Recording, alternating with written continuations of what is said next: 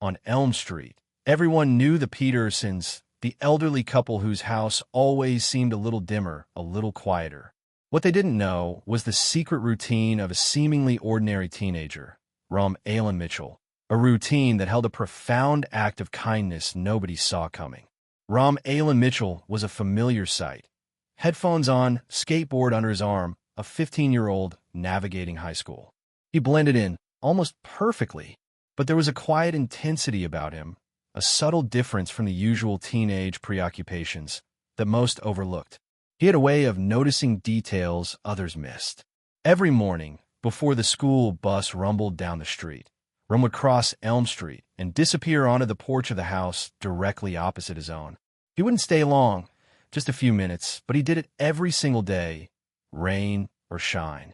Neighbors wondered what drew him to the Petersons' house so consistently. It was a quiet mystery.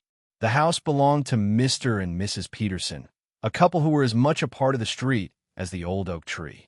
George Peterson, a retired carpenter with hands that held the memory of crafting wood, and his wife, Eleanor, a former librarian whose eyes, though dimmed, still sparkled with stories. Their pace had slowed, their walks shortened, and the once vibrant garden now needed a younger hand. The roses, Eleanor's pride, were drooping. One autumn afternoon, Rom noticed Mrs. Peterson struggling with a heavy grocery bag, the wind threatening to rip it from her grasp.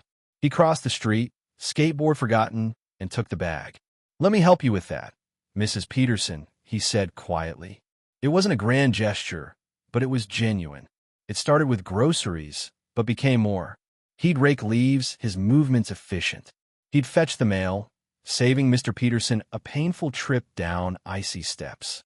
He even weeded the flower beds, his fingers surprisingly gentle. "You're a good lad, Rom," Mr. Peterson would say, his voice raspy but warm. Mrs. Peterson would offer him a cookie, her smile brighter each time. It wasn't just chores. Rom would sit on the porch with Mrs. Peterson, listening to stories about the neighborhood's history.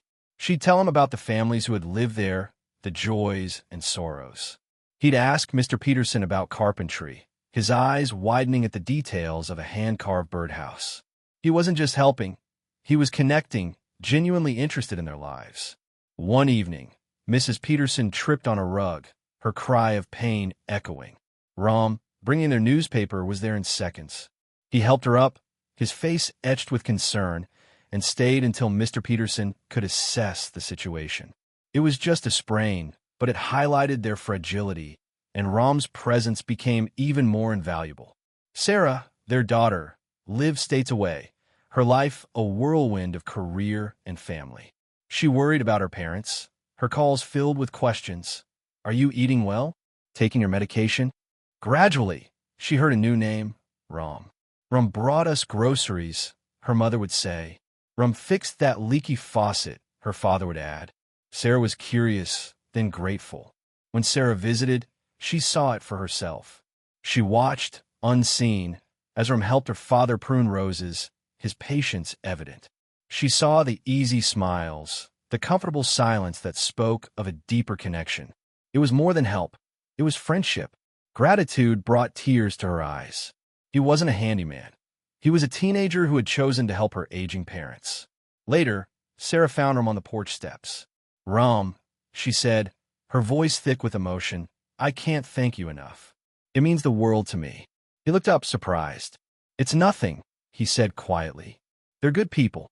I like helping them. They remind me of my grandparents." "He's more than a helper, Sarah," her mother explained, her eyes shining. "He's like family. He listens to our stories. He remembers the little things. He makes us feel less alone." Her father nodded. "He's got a good heart, that boy. He doesn't expect anything. He just cares." Sarah listened, her heart swelling with relief and appreciation. Rom was enriching their lives in ways she couldn't have imagined. A few weeks later, a phone call in the night. Her mother had fallen, breaking her hip, and was in the hospital. Mr. Peterson was distraught. Rom, alerted by a neighbor, arrived immediately. He found Mr. Peterson alone, his hands clasped tightly. Rom sat with him, offering silent comfort, until Sarah could arrange a flight. He drove Mr. Peterson to the hospital. The sterile smell, the hushed whispers. It was overwhelming, but Rom stayed by his side, a steady anchor. When they saw Mrs. Peterson, she was pale, but her eyes held that familiar spark. Rom's composure cracked.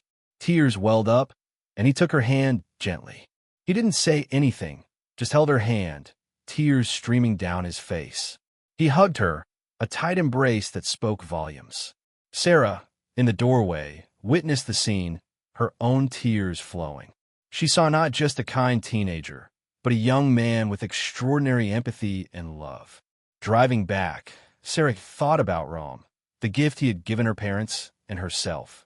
He had filled a void, offering not just help but companionship and connection. He was a blessing, a reminder that even in small gestures, great love can be found. Rom's story is simple, but its message is powerful. Kindness, compassion, and connection are essential. In a world of noise and negativity, it's the quiet acts of grace, the unexpected friendships that shine. So, if you agree and want more positivity, share this story. Let's remind ourselves that there's still so much good, one kind act at a time. Let Rom's quiet kindness inspire us to be more observant, compassionate, and willing to connect.